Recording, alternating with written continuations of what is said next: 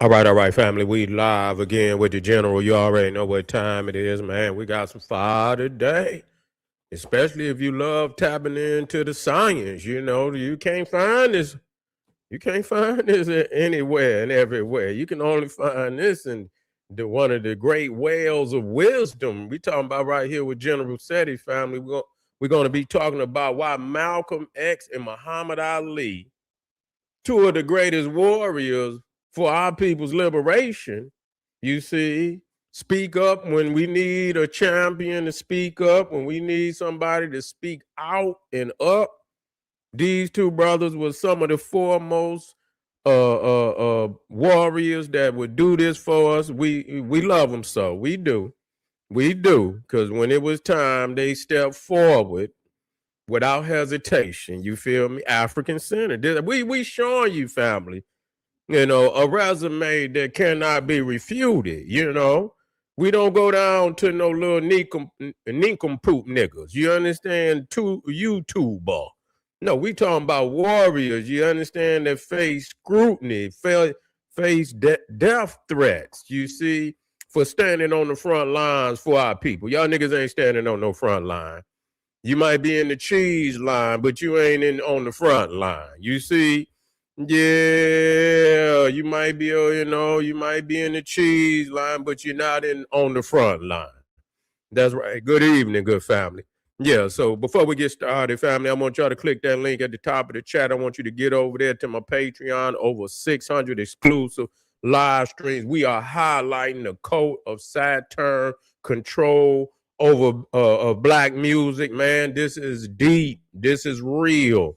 This is esoteric knowledge. They say warfare is based on deception. So if you don't understand the esoteric understanding, then goddamn it, you being deceived. You better wake up. You better wake up today. And also, we want you to get over there and check out Lilith, Queen of Hell, Chief Goddess of the White World. That's the one you living in.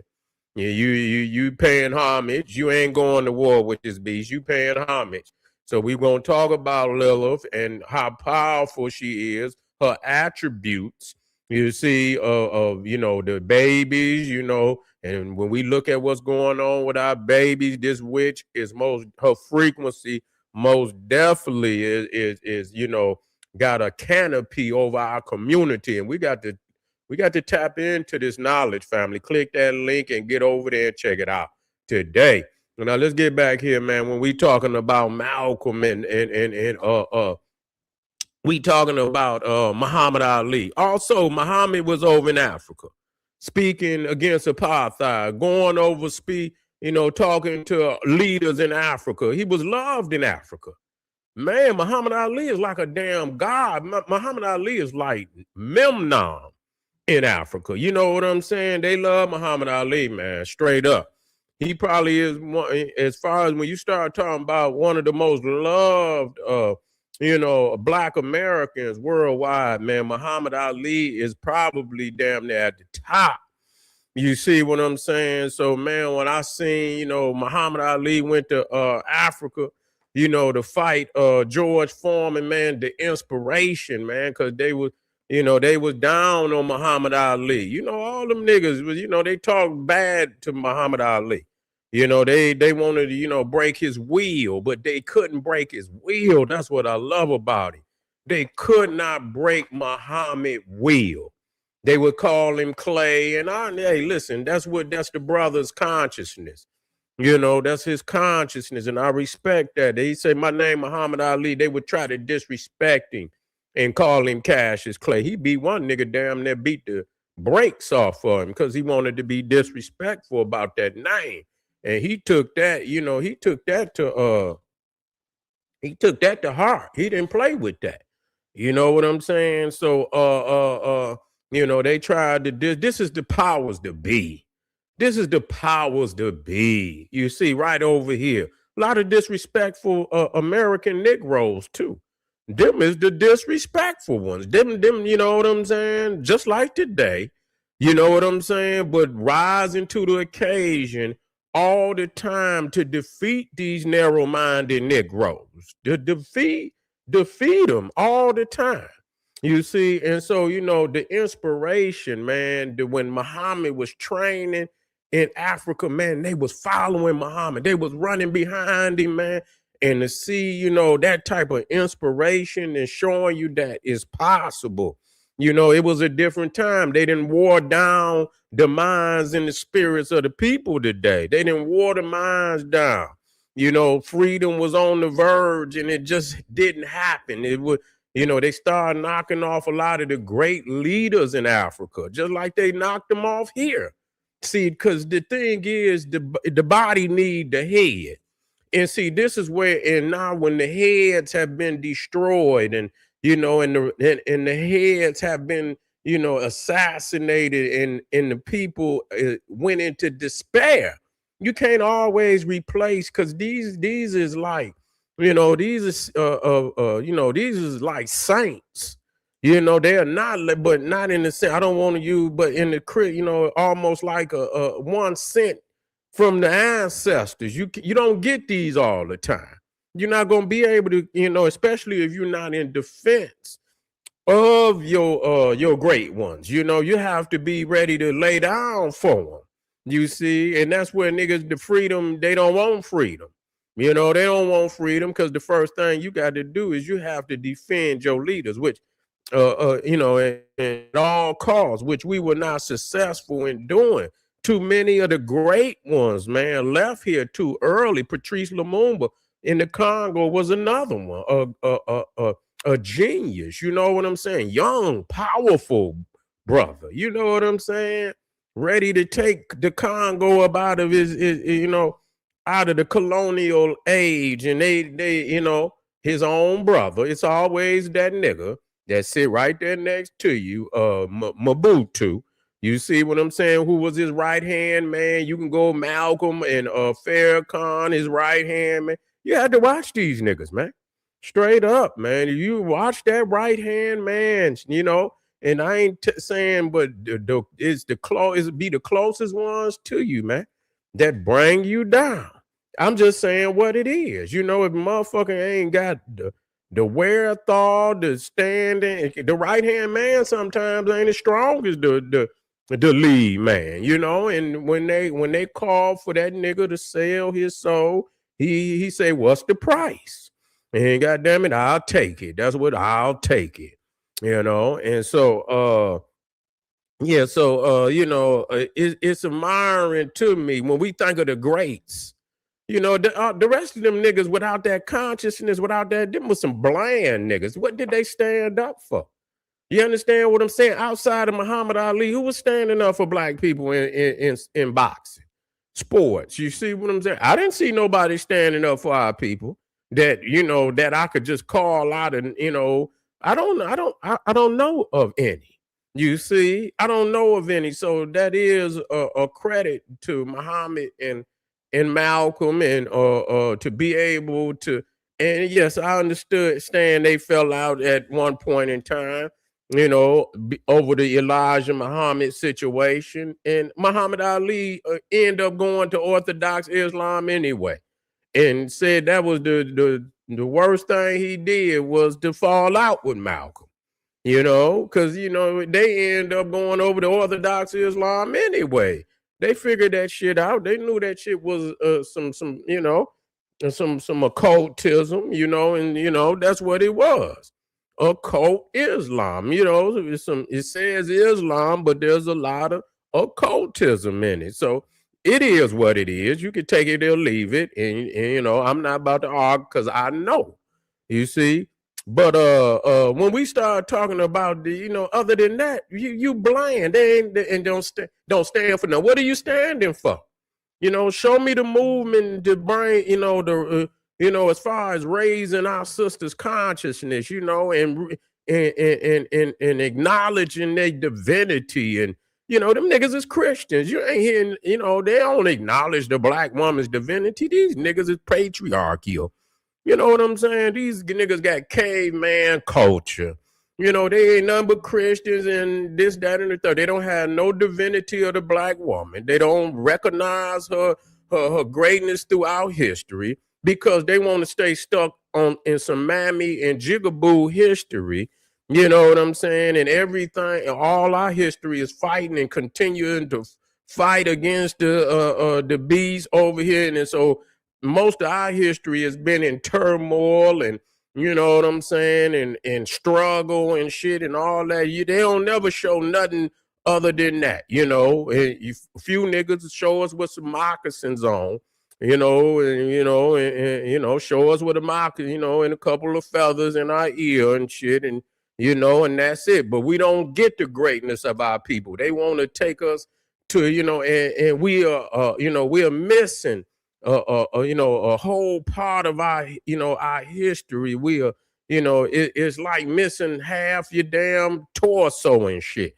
You know, you out there, you know, just like you see a man, motherfucker, torso down, and they just be out there with their arms and shit. You know what I'm saying? You know, and that's we missing, you know, too many chapters in our books to be complete, you know, and that's where these Negroes is failing. They start our shit in slavery or you know, in a TP or goddamn moccasins on our feet. I can't deal with that. I done been to the mountaintop and I done seen the damn glory. I be goddamn if a nigga gonna tell me that, you know, my history started with some goddamn slavery or some damn moccasins and goddamn teepees. You're not gonna make me believe that. You know what I'm saying? So, you know, they didn't do, you know, we devote, you know, they trying to destroy our memory, and we cannot allow these people to do this. And if that is what you do, you will pay dearly, nigga, because nothing is coming from it. I can guarantee you. You know what I'm saying? I can go on ahead and prophesize for you, and people will come back to these videos years and years from now, and they say, boy, that nigga said he hit that shit on the bullseye. And I can guarantee you that. And that's why I smile, because I'm willing to believe and know that beyond any doubt, you know, that the African consciousness history, the research that all the family has done, man, is so beneficial, you know, as far as, you know, we elevating and evolving to the greater, you know, the greater levels of African self. We cannot turn back at this time. And this is what they want us to do. They want us to turn back from our greatness, but we have to look at the elites of our peoples over here and the consciousness. And I'm going to show you each one, and I'm going to show you the greats of that. You cannot find two brothers greater than Malcolm X and Muhammad Ali. You just can't. You cannot do it. That spoke up, you know, for us at that time.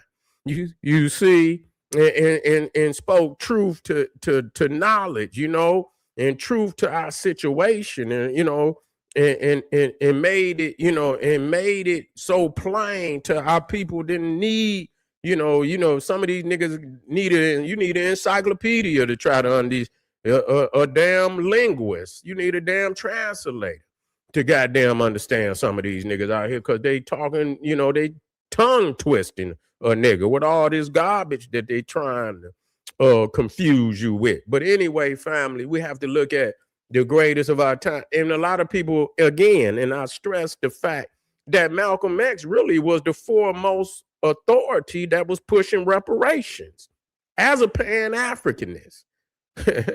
As a pan-Africanist, going to Africa, visiting 10 African countries, and getting them to side with actually 22 nations, heads of states in Africa, sided with Malcolm to charge the United States for